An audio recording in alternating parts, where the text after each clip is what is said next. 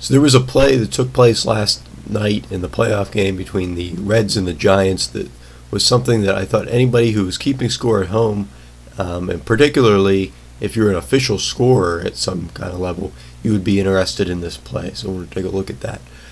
So in the bottom of the first inning, Brandon Phillips for the Reds, he led off with a single, and so he was standing on first base.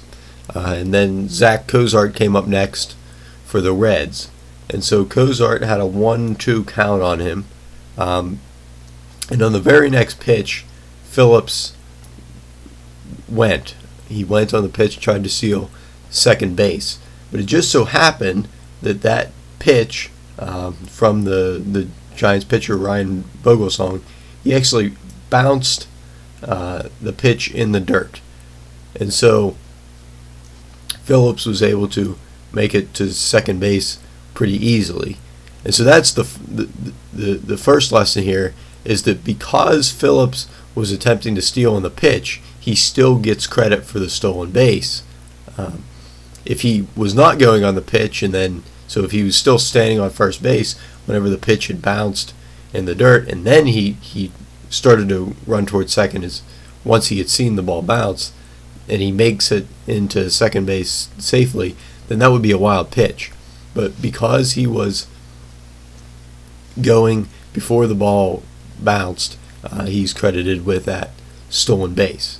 So that's something that you always want to pay attention to if you're keeping score of the game, is that on every pitch, is the runner going or is he not? Because if that ball bounces in the dirt and the runner slides into second base, you're going to have to know, was he going or not? Because that would determines, is this a wild pitch or is this a stolen base? And you probably won't, especially at the lower levels, you're probably not going to have the benefit of instant replay to see if he was in fact going on that play. But that's not really what I wanted to look at. The thing on this play that's a little more interesting is that what happened after Phillips made it to second base. And that was that once he made it to second base, he saw that the ball had gotten away from Buster Posey, from the Giants catcher. And so he kept running. Phillips started to run toward third base.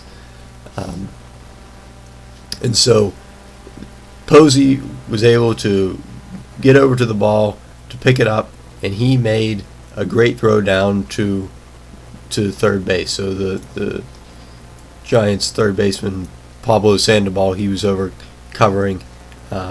Posey makes a good throw, and Phillips then was tagged out at third base.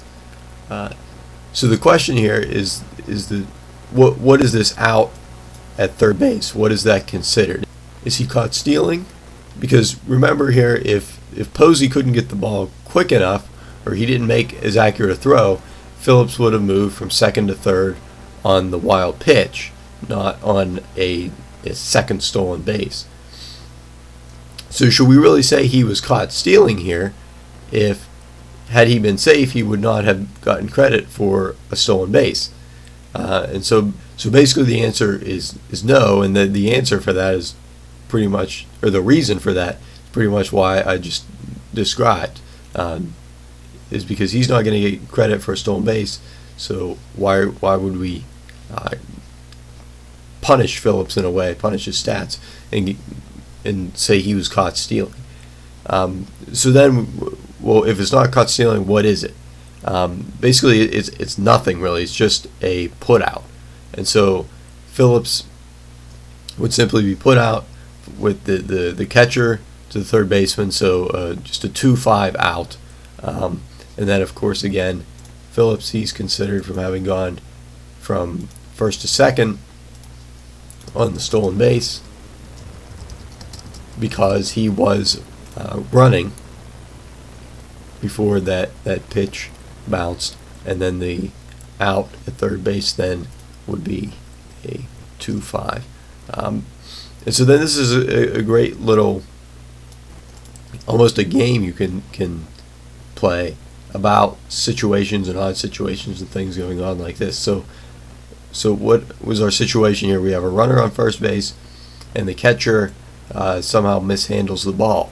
So then you can bring in all these different scenarios based around this play. So if the runner, what if he's second at second base? So, or safe at second base. So just like on this play, well, was he going on the pitch?